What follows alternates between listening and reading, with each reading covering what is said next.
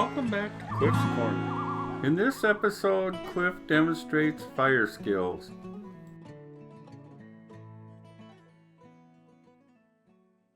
The procedure I'm going to show you for making fire is a survival procedure.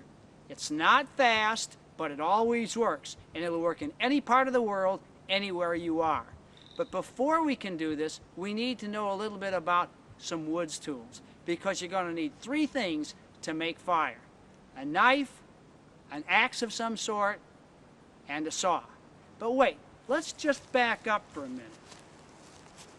In a wooded area like you see here, there's so much dead wood around that it's pretty easy to make a fire.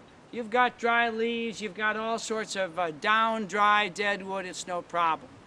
But if you go to places like the Boundary Waters Canoe Area, Quetico Superior Provincial Park, and virtually all your national parks and forests and things, in places where you are allowed to make fires, all the good wood has been picked over.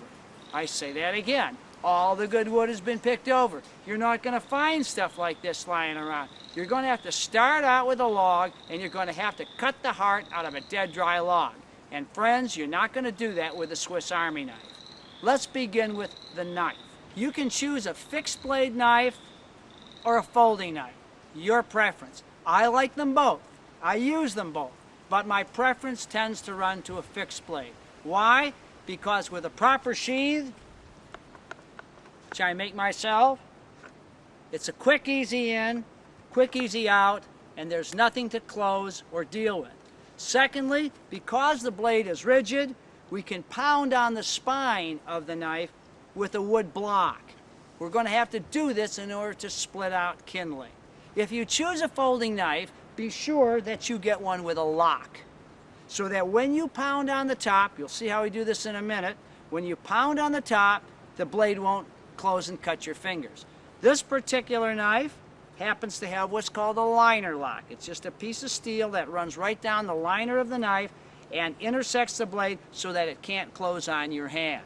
Very simple, rather inexpensive, and quite effective.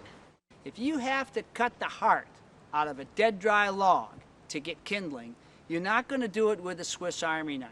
You need some sort of splitting tool. For that you need an axe. Now axes come in all huge variety of sizes and shapes, but you don't need a big axe. In my travels in northern Canada, if I'm going through very little travel terrain, places where I may have to actually make portages or clear portages, then I would probably go with a 3/4 length axe like you see here. But the rest of the time, I get by just fine with a hatchet.